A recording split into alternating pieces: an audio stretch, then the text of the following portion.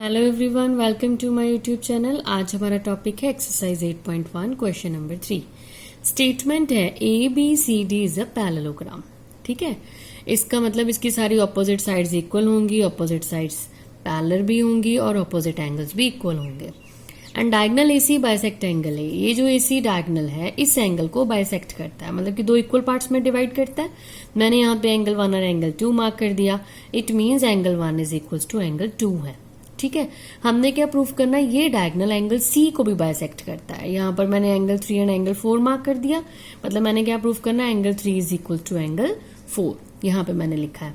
Then मैंने second part में क्या प्रूफ करना है, A B C D is a rhombus, मतलब इसकी सारी साइड्स क्या है, इक्वल है। रोम्बस में सारी साइड्स क्या होती है, इक्वल होती हैं। तो पहले हम फर्स्ट पार्ट से स्टार्ट करते हैं। फर्स्ट पार्ट में देखो हम कैसे स्टार्ट करेंगे। हमारे पास क्या गिवन है, A B C D is a parallelogram. हम यहाँ पे लिखेंगे A B C D is a parallelogram. अब पैरेललोग्राम है तो इसमें ऑपोजिट साइड्स क्या होती हैं, पैरेलल होती हैं। तो मैं यहाँ पे लिख दूंगी इट मीन्स ए बी जो है वो हमारे पास इधर पैरेलल होगा डी सी के, ये और ये साइड पैरेलल होगी। अब देखो अगर ये दो साइड्स पैरेलल हैं तो ये बीच में क्या बनेगा, ये बन जाएगा transversal. And AC is a transversal. ठीक है, दो साइड्स हमारे पास पैरेलल हैं और इसमें AC हो गया ट्रांसवर्सल। मैं कुछ आपको ऐसे ड्रॉ करके बताती हूँ। ये देखो, ये दो साइड्स पैरेलल हैं, ये इसमें AC ट्रांसवर्सल हो गया। यहाँ पर एंगल 3, यहाँ पे एंगल 4, यहाँ पे 1 एंड यहाँ पे 2। अब आप ध्यान से देखो, यहाँ पे इस शेप में अगर मैं लेके जाऊं तो ये बन रहा है Z, और Z जब बनता है तो कौन से एंगल्स बनते हैं, ऑल्टरनेट एंगल्स बनते हैं। ठीक है, और ये इंटीरियर है क्योंकि अंदर है एंगल्स। तो यहाँ पर देखो एंगल 3 और एंगल 2 क्या आ जाएंगे, इक्वल आ जाएंगे by alternate interior angles. Same अब आप यहाँ पर देखो, मैं दोबारा से ये फिगर बना देती हूँ। अब यहाँ पे देखो 4 है, यहाँ पे है 1। ठीक है, अब इस तरफ से Z बनेगा, ये देखो ऐसे Z बन जाएगा। ठीक है ना, तो फिर भी ये Z बन रहा है तो इट मीन्स अभी भी क्या बन रहा है, ऑल्टरनेट इंटीरियर एंगल की ही प्रॉपर्टी लग रही है। तो हम यहाँ पर फिर क्या मेंशन करेंगे, इन दो ये जो पैरेलल साइड्स हैं और ये ट्रांसवर्सल है, इसमें 2 बार ऑल्टरनेट इंटीरियर एंगल की प्रॉपर्टी लग रही है। ठीक है, तो एंगल 2 किसके इक्वल आ जाएगा, एंगल 3 के इक्वल आ जाएगा। Therefore angle 2 is equals to angle 3 और एंगल 1 किसके इक्वल आ जाएगा, एंगल 4 के इक्वल आ जाएगा। एंगल 1 इक्वल्स टू एंगल 4 और इन दोनों का रीजन क्या होगा, ऑल्टरनेट इंटीरियर एंगल्स। ठीक है, और एक हमें गिवन है कि एंगल 1 एंगल 2 के इक्वल है, मतलब एंगल ए को ये डायगोनल बाइसेक्ट करता था और एंगल 1 इक्वल्स टू एंगल 2 ये हमें गिवन है। अब ध्यान से देखो, इन 3 इक्वेशन से हमारे पास क्या बनेगा, हम यहाँ पे लिख लेते हैं फ्रॉम अबव इक्वेशंस। यहाँ पे हमारे पास क्या बनेगा, देखो एंगल 1 किसके इक्वल आ रहा है, एंगल 2 के। एंगल 2 किसके इक्वल आ रहा है, एंगल 3 के। देन उसके बाद देखो एंगल 1 4 के भी इक्वल आ रहा है, एंगल 4 के। यहाँ पर एंगल 4 लिख देते हैं, मतलब कि ये सारे एंगल्स आपस में क्या हो जाएंगे, इक्वल हो जाएंगे। और हम इसको स्टार नेम दे देते हैं।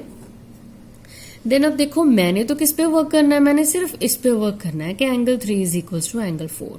तो इस इक्वेशन से देखो एंगल 3 और एंगल 4 भी तो इक्वल आ रहे हैं। Angle 3 is equal to angle 4।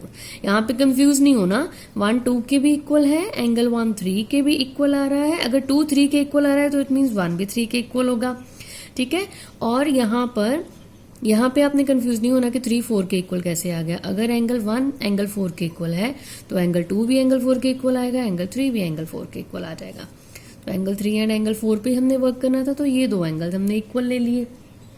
अब अगर ये एंगल्स इक्वल हैं तो इट मीन्स जो AC डायगोनल है it bisects, AC bisects angle C, that is angle 3 is equals to angle 4।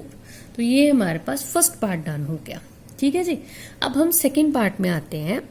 Second part के लिए देखो हमने क्या प्रूफ करना है, ABCD रोम्बस, मतलब कि इसकी सारी साइड्स इक्वल प्रूफ करनी है।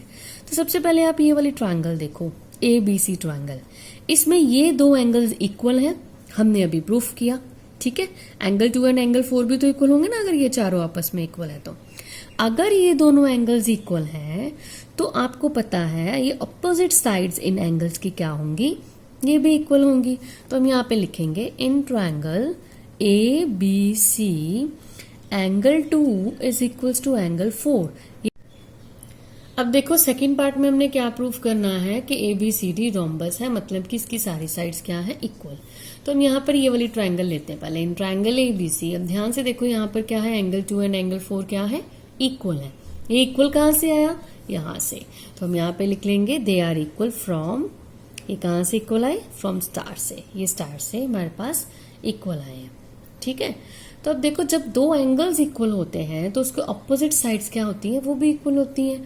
तो देयरफॉर एंगल 2 के ऑपोजिट कौन सी साइड आ रही है, बी सी आ रही है। एंड एंगल 4 के ऑपोजिट कौन सी साइड आ रही है, ए बी आ रही है, ठीक है। तो यहां पर हम रीजन क्या लिख देंगे, sides opposite to equal angles, side opposite to equal angles are equal, ठीक है। तो ये मेरे पास इक्वल हो गई। तो इसको मैं इक्वेशन नंबर 1 नेम दे देती हूँ। सेकेंडली अब हमने देखो नेक्स्ट क्या लिखना है। अब हमें ये भी पता है कि ए बी सी डी क्या है, दिस इज अ पैरेललोग्राम। अब पैरेललोग्राम है तो उसमें ऑपोजिट साइड्स क्या होती है, इक्वल होती हैं। इट मीन्स ए बी किसके इक्वल होगा, therefore A B equals to हमारे पास आ जाएगा सी डी, और बी सी किसके इक्वल आ जाएगा, बी सी मेरे पास आ जाएगा ए डी के इक्वल आ जाएगा। तो इनको भी हम इक्वेशंस नेम दे देते हैं, equation number 2 and equation number 3।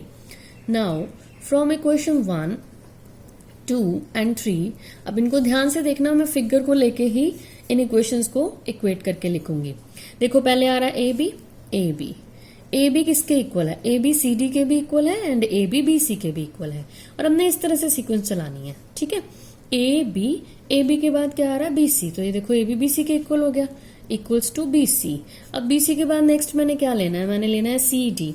अब यहाँ पर अब आप कहोगे कि सी डी तो ए बी के इक्वल है, तो उसमें भी कोई कंफ्यूजन वाली बात नहीं है, ए बी भी तो यहाँ आ ही रहा है, ठीक है।